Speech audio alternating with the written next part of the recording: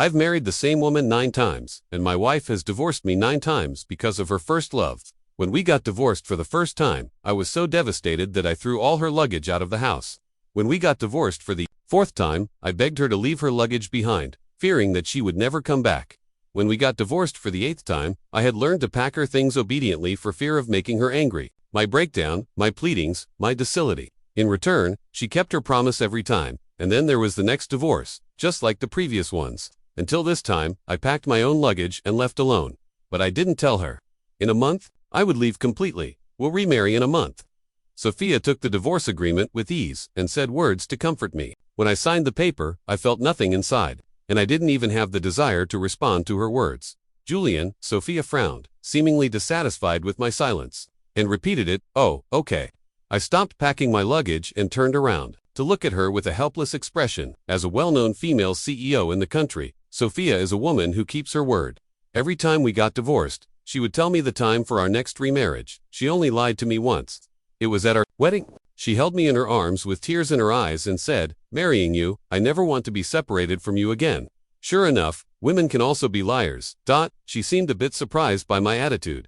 After all, in the past, after signing the agreement, I was always out of control and would plead desperately in front of her. "Then I'll move out this time." Sophia was still choosing her words carefully, but I interrupted her. "No need, I'll move out.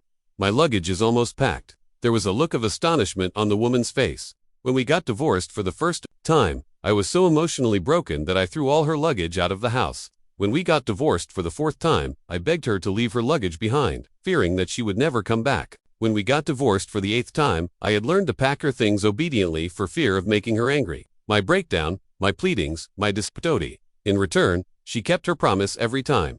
And then there was the next divorce. Just like the previous ones, 3 days ago, Sophia gave me a gift. It wasn't expensive, but it was obvious that she had put a lot of thought into it because it was a watch that I had liked for a long time.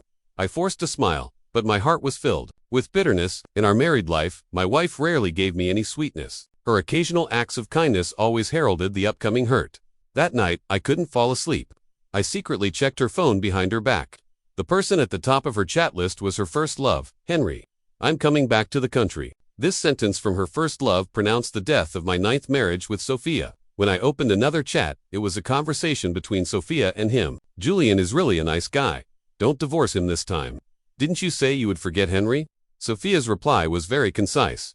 "I tried, but I can't forget him." The countless nights of dense heartache were finally relieved in that instant. Shaking my head, I snapped out of my memories. Under Sophia's somewhat profound gaze, I finished packing my luggage. As I carried my luggage and walked out, I was planning to leave this city completely.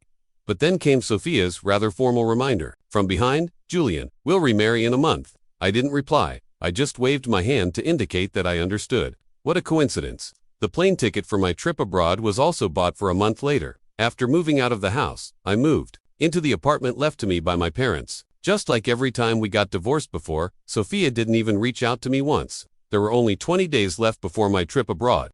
On this day, I was shopping in the mall with my childhood friend, Lucas. Lucas casually criticized Sophia, and after a few minutes, he said carefully, "I saw Sophia's WeChat moments where she's traveling with Henry." I was silent. Then I remembered that every time we got divorced, I would torture keeping refreshing Sophia's and Henry's WeChat moments. Except this time, seeing that I didn't say anything, Lucas asked me with some concern, "Did you two get divorced?" Again, among our circle of friends, Lucas was the only one who knew about my repeated divorces with Sophia. "Yeah, we got divorced," I replied. Lucas let out a sigh and kept saying words to comfort me.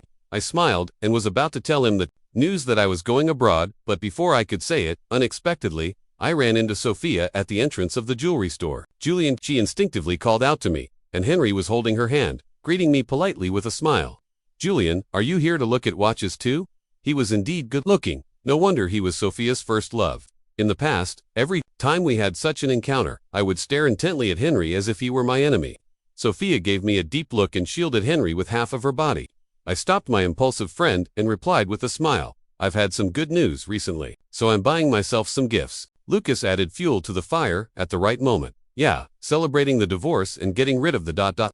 And it's just so coincidental that someone's taking her over. Don't you think it's a good thing?" I kicked him, but in my heart, I couldn't help but give a thumbs up.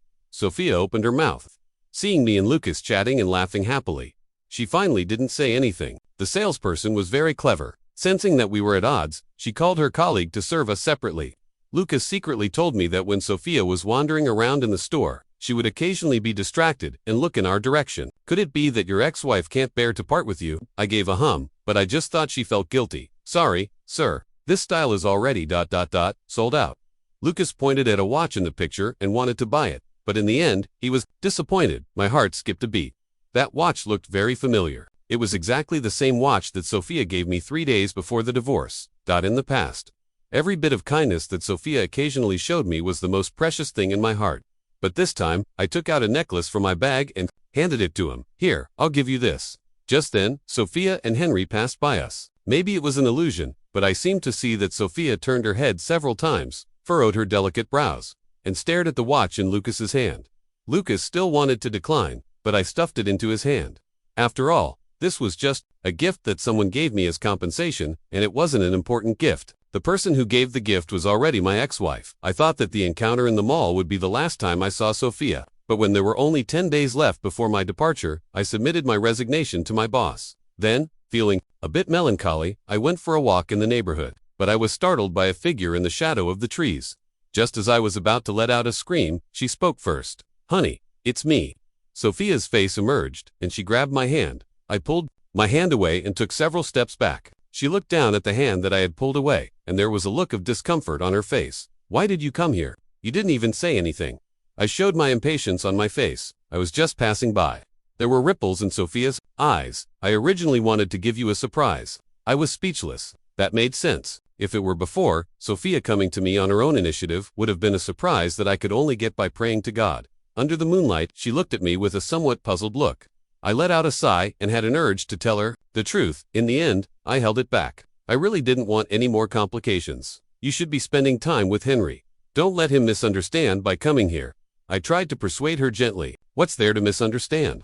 I have a clean relationship with him. Sophia told a lie. I sighed and didn't expose her. Whether you have a clean relationship or not, I'm just your ex-husband after all. Even though we got married 9 times as if it were child's play, I'm still her ex-husband. The atmosphere fell silent. The wind was strong at night, as if it carried my words far away. After a long while, Sophia looked up and tried to explain. It was my fault for divorcing you, but I can't let Henry bear the blame for having an affair with a married woman. I took a couple of steps back in annoyance. I couldn't understand, and I didn't want to understand either. She said she had a clean relationship, but she was also concerned that Henry couldn't bear the blame. Was I just destined to get divorced 9 times? Miss Sophia, the CEO, has thought it through. I have nothing to say. I lowered my head and didn't look. Into her eyes, Sophia opened her mouth as if she still wanted to say something. The ringtone of the mobile phone rang. It was a call from Henry. Looking at the name on her phone, I advised her. You should go and be with him first. We can talk about our matters later. Sophia looked at me several times. Finally, she walked away slowly and answered the phone. I went back to the apartment and closed the door tightly.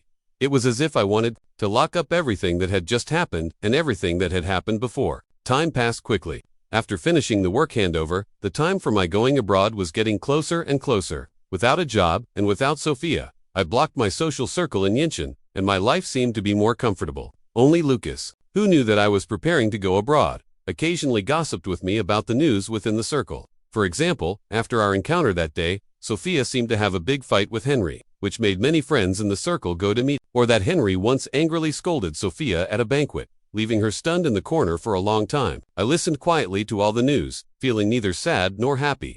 In the past, the news of Sophia and Henry's quarrels was the call for me to desperately beg Sophia to remarry me in advance. But this time, I didn't even have the thought of opening my ex-wife's WeChat. Even though Lucas inadvertently revealed that Sophia had asked him about my recent situation, what surprised me even more was that Sophia actually started to call me actively. My repeated act of hanging up the phone made even Lucas, who was having tea with me, think it was cruel. Is it true that for women, the more you distance yourself from them, the more they can't live without you? Lucas joked, and I kicked him with my leg. Lucas couldn't help but sigh again. Actually, Sophia was really good to you in the beginning. My eyes were in a trance as I thought of the past. When I met Sophia, I was still in college. She was only 6 years older than me and was my parents' business partner. When my parents went abroad for business, they asked her to take care of me. This famous female CEO in Yinqing doted on me, her little brother, in every way at that time. When I sprained my ankle during the sports meeting, she would rush onto the track and help me leave in public. When I failed an exam, she would scold me for being stupid while picking up the textbook and giving me tutoring. When I was cheated, out of 1,600 yuan of my internship salary, she used all her connections to bring down that company. I don't know which moment it was, but I fell in love with this sister who treated me like her little brother. I freely showed my dependence on her. Sophia was used to spoiling me and didn't notice anything unusual until I officially confessed my love to her. This beautiful woman's face changed several times and finally turned into a sigh. I already have someone I like. It was at that time that I learned about the existence of he. I met a man who looked a bit like me. So, a disastrous confession kicked off the 9-year entanglement between me and her.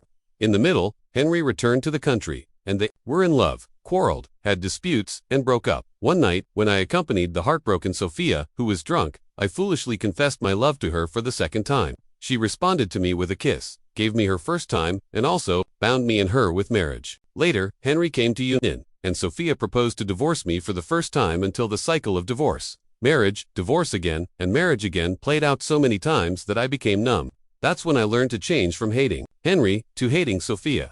If she only saw me as a substitute, why did she spoil me so much and even make an oath at the wedding in the end? If she ever loved me, why did she stab me with divorce after divorce? If there was no love left at all, then what were those remarrying times? In fact, I should have understood long ago that the so-called bond of marriage was just a joke for her to be angry with Henry. Waking up from the memories, I stopped Lucas's chattering. I looked down at my phone. Tomorrow, I would be leaving. I felt a bit happy in my heart. The so-called identity of an ex-lover should better only last for these last 24 hours. From then on, Sophia and I would be strangers. To prevent Sophia from disturbing me, I simply moved out of the apartment in advance and went to a hotel. But I never expected that the one who called me first turned out to be Henry. The voice of this rival in love sounded somewhat sinister. This time, Julian, it turns out that you are so ruthless towards women. I took a deep breath. I had been trying to accommodate and compromise in his and Sophia's story for so many years. I never expected to get such an evaluation. If you are a person who knows someone is married but still has an affair, you can't speak properly. You can donate your mouth. I didn't hold back and simply played the role of a ruthless person. I don't know what means you used, but this time, you did win a small battle. Ignoring my irony, Henry continued, Sophia married you 9 times, each time just to make me angry. I lowered my head. Yes, I knew that, but so what? As long as I come back, she will obediently divorce you. I thought it would be the same this time, but Henry was silent for a while and then said a possibility that I had been trying not to understand during this period. But I didn't expect that this time she took the initiative to quarrel with me. Many times, this kind of woman is really ridiculous. She said that she loves me the most, but she can't deceive me. You, this substitute, finally walked into her heart. I didn't believe Henry's words, but I was still a bit emotional. Yet I couldn't help but mock. So, are you afraid? Henry's voice suddenly turned into a presumptuous laugh. Afraid? Julian, I proposed marriage to Sophia. Guess again. Did she agree to me this time? I sighed and hung up the phone. I had always known Henry's position in Sophia's heart. That year when she helped me off the track, I saw a pendant with the letter H engraved on her neck.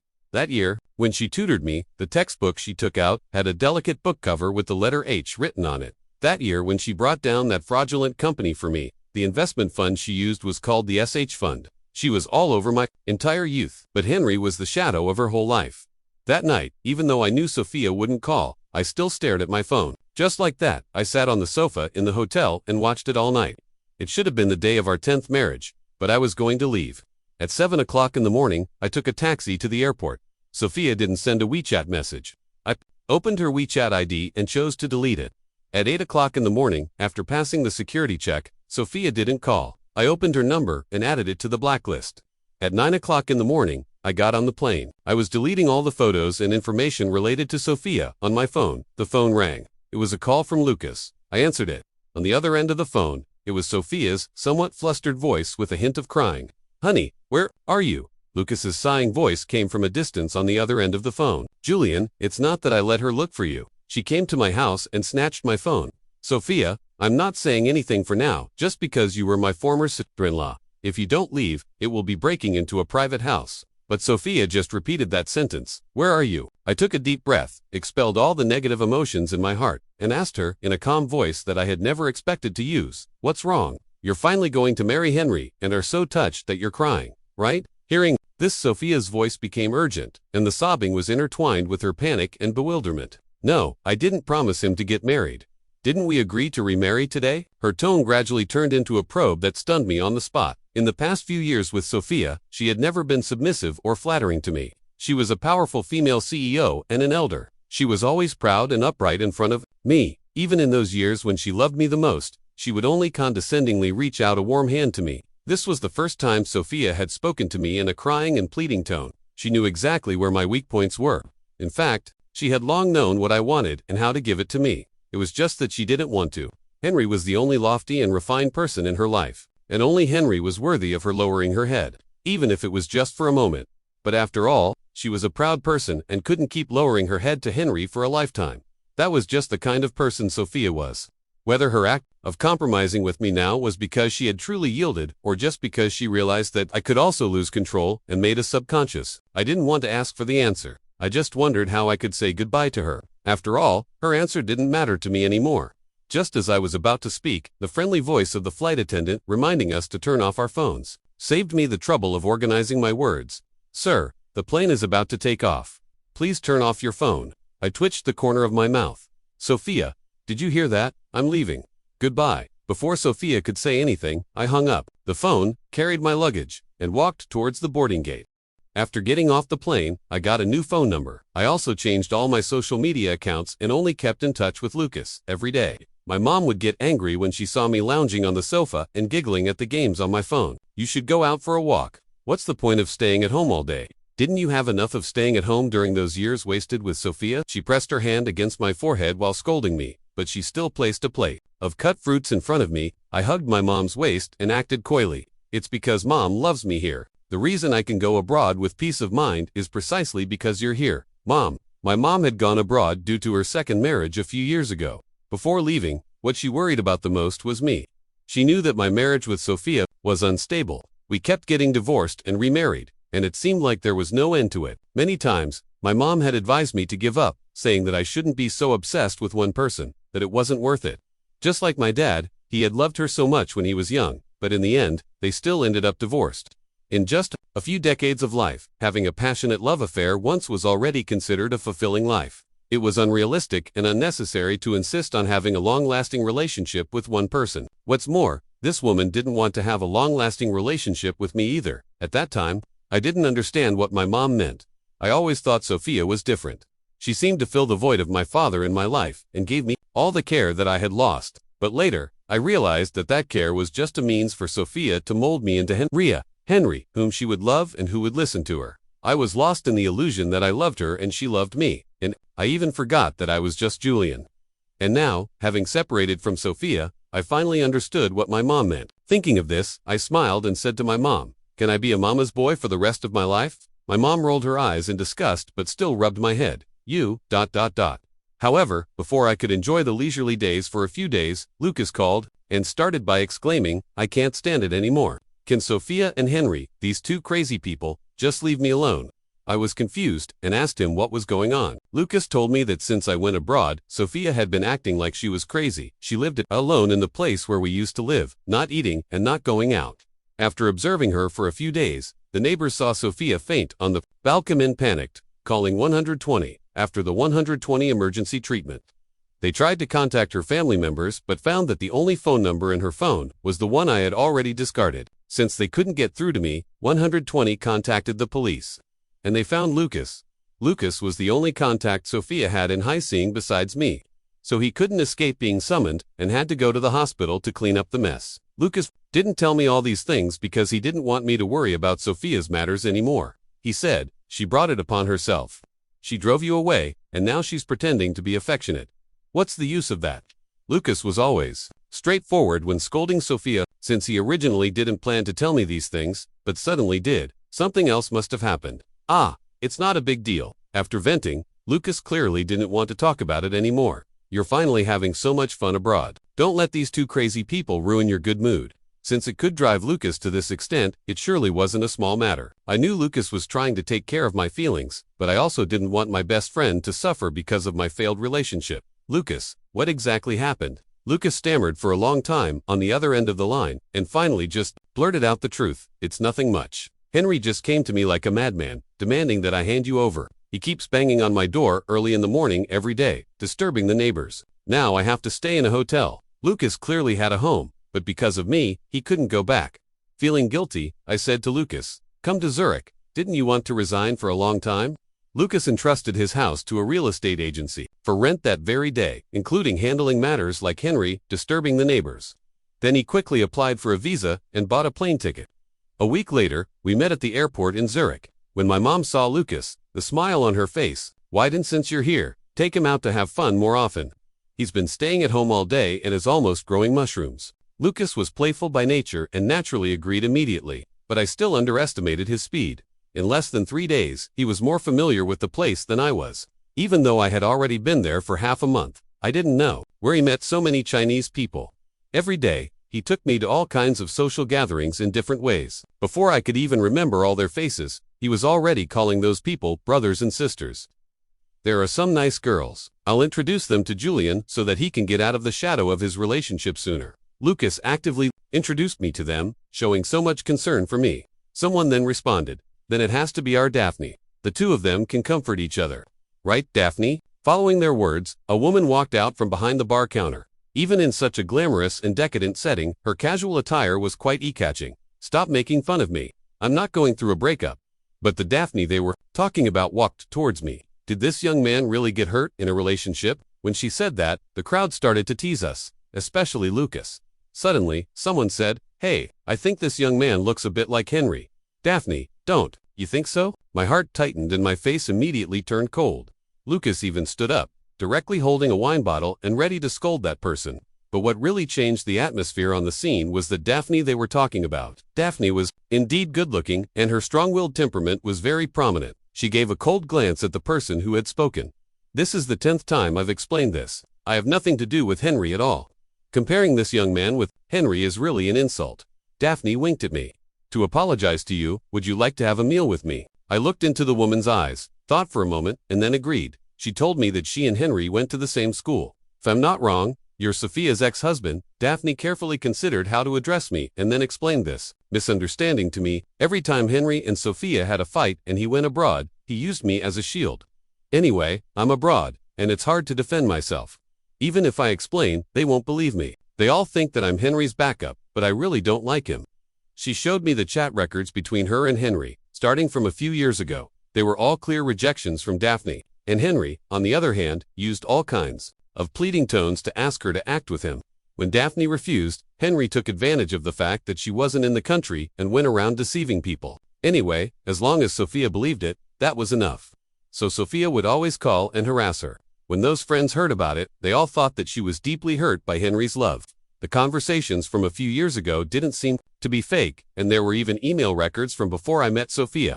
Even before I came into the picture, Daphne had already been Henry's shield. Of course, I didn't doubt the authenticity of these things, but I was just wondering why Daphne wanted to tell me. "Because I fell in love with you at first sight." I was stunned. Daphne, who was driving, turned her head to look at me. "Really, I'm not kidding. The moment I saw you, I thought you were very special." She said that she had noticed me even before they started teasing, including the previous few times. Every time I would just sit quietly on the side without saying a word, but I was always really good at the games. I was both low-key and high. She couldn't figure me out, but I deeply attracted her attention. "You're a girl with a lot of personality. Doing so much under Sophia for these past few years, it still hasn't worn away your true nature. How could I not like you?" From that day on, I started going on outings with Daphne regularly. Lucas scolded me for having a new love and forgetting the old one. I said, "Of course. Is there anything about my ex-wife that's worth remembering?"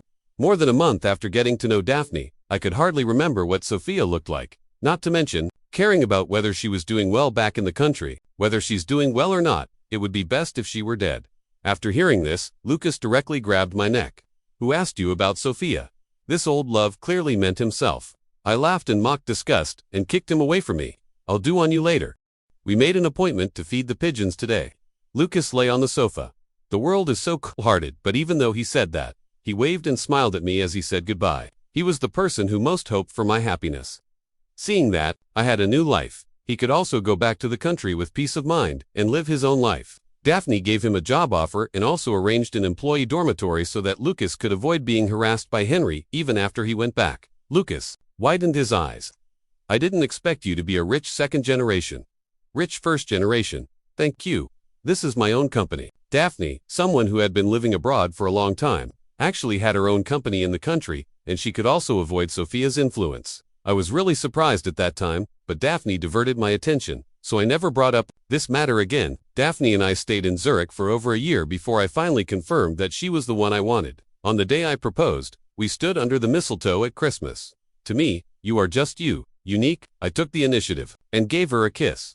Even if we couldn't reach the end of our lives together, I was still willing to enjoy the happiness of this moment. Daphne knew what I was thinking, so she smiled and promised me, "Then I will keep you feeling fresh all the time." She was really an adorable woman. A year and a half after being with Daphne, I went back to the country with her. It was mainly for her grandmother's birthday. Last year, because of the heavy rain that caused the flight to be delayed, she couldn't go back. This year was her grandmother's 90th birthday, and she had to go back and send her blessings in person, no matter what. She brought me along and said to me, "If the old lady knows that I finally found a grandson-in-law, she'll definitely be overjoyed." I smiled and hugged her, thinking that I had to perform well. Originally, I wanted to refuse to go with her. Before the rainstorm hit last year, she had already asked me. At that time, I still hadn't completely let down my guard against her until Henry came to Zurich to look for her. That day, I was watering the flowers at home. It was a foreign friend I met at the social gathering who secretly recorded. I edited a video and sent it to me. "Julian, I didn't expect it. The unattainable flower in the Chinese community in Zurich, the beautiful Daphne is really devoted to you." Henry almost got scolded to tears by Daphne. I've never seen him in such a sorry state. "Daphne really loves you." The video was taken in a corner hidden behind the decorative potted plants. You couldn't clearly see the people, only Daphne's voice could be heard. "Henry, do you really want to make me just like Julian? And be a toy in your relationship with Sophia? Don't come to me again." My answer is the same every year. I'm not interested in you. Moreover, I'm getting married. My husband is very nice. Please have some self-respect. I was stunned on the spot, and it took me a long time to reply to that. "Friend, thank you." But the heart that had been put at ease at that time was now brought back to my mind. What kind of person would Daphne's grandmother be? It was my first time visiting, and as a guy, I had to perform well. When I followed Daphne and drove to the villa area, I regretted it. This place was so magnificent that I couldn't afford to live in it even in several lifetimes. During the few years with Sophia, I had also experienced what a luxurious life was like. But compared with Daphne's ancestral house, that was simply nothing. Who would have a front door made of one wall? But Daphne still looked like she didn't know anything and asked me, "What's wrong with you?" I pointed to my mouth, choked by the rich air. It turns out that I'm going to be a kept man. Daphne burst out laughing and soothed me. "Don't be nervous. Many people from other branches of the family will come today. They haven't been to the ancestral house either. Just follow me, and no one will dare to laugh at you." Since she said that, I had to believe it for the time being. But I didn't expect that I would meet Sophia at this time. Daphne said that only people related to the Daphne family would be here today. Were Sophia and Daphne actually from the same family? "Julian, you really came." There was a hint of a flattering smile on Sophia's face. But after confirming my presence, there was also a bit more satisfaction. She came closer and tried to grab my hand, but I dodged. At that moment, a look of hurt appeared on Sophia's face. "Julian, who told you I would come?" I frowned and moved away from her, not understanding what Sophia was saying. But after Sophia heard me say that, she took a silent step back. "You didn't come after seeing my message." I was even more confused. What message? Where did this message come from? Just then, Daphne parked the car and came over, linking her arm through mine. After seeing Daphne, Sophia's expression suddenly changed. "Why are you with her? You too, let me introduce you. This is my boyfriend, Julian." Daphne rubbed against me, looking like a little girl. I hugged her waist, and Daphne coaxed me and led me away. Only Sophia was left standing there, stunned and hesitant to move forward. The birthday banquet was held in the ancestral house. I was far, away from Sophia. Several times she tried to get close to me, but she was pushed away by the crowd at the banquet. Even though it was a family banquet, the Daphne family had deep roots. There were all kinds of branches and side families, and together with their respective family members and relatives, there were over 100 people in total. I wasn't used to being in this luxurious and prestigious social setting. So Daphne found a quiet place for me to take a break. "Julian, even if you're angry, you can't be with Daphne. Do you know what kind of person she is? She's in love with Henry." I looked at Sophia, who was desperately trying to smear Daphne, and I somehow just felt like laughing. "Do you think that I'm still like I was when I was with you? Falling in love with her without knowing anything?" Hearing this, Sophia opened her mouth to argue something. I raised my hand to block the space between me and her. "I can guess what you're going to say. But what does that have to do with you? This is my own business. I endured 9 times of divorce and remarriage with you. Don't you really naively think that I would endure you for a lifetime? I've already been married 9 times at such a young age.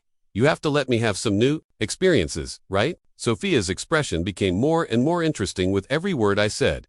Finally, she suddenly laughed. Daphne, you heard it. He just wants to play with you. You have a noble status. Please let him go. I was stunned and saw Daphne walking over from the side. She was holding a small cake in her hand and stuffed it into mine. Facing Sophia, she said, well, but I'm willing to be played with by him. Daphne blocked me and looked at me with eyes still full of sweet love. Grandma wants to see you. Shall we go now? I nodded and left with Daphne. Sophia looked at the backs of me and Daphne as we left and finally lowered her eyes to hide the sadness in her eyes. She knew that the words I said were the truth. She had only lied to me once. There were no more secrets between Daphne and me. After chatting with Grandma that day, we said our goodbyes. After that, we didn't go back to Zurich either. Daphne took over the Daphne family's business in the country and got busy. She told me that she had been sent abroad by the Daphne family because she had been reluctant to get married for a long time. They wanted her to be out of sight and out of mind. Now that I was by her side, she could naturally go home and inherit the family property. I asked Daphne in surprise, "You're not using me as a tool to inherit the family property, are you?" This scared Daphne so much that she immediately refused Grandma's urging for marriage on the spot. As a result, she was thrown out of the country overnight while I stayed by Grandma's side to keep her company. Let that little girl go and have fun on her own. Julian, you just stay with me for a while longer. Only then did I realize that Daphne was originally responsible for expanding the market abroad. She made up such a story because she wanted to stay in the country with me. I looked at the kind old lady and said, okay, later. I also met Sophia several times. Even though I wasn't married to Daphne at that time, I was still known throughout the city as the new son-in-law of the Daphne family. It was the opposite of those years when I was married to Sophia. It was another family banquet.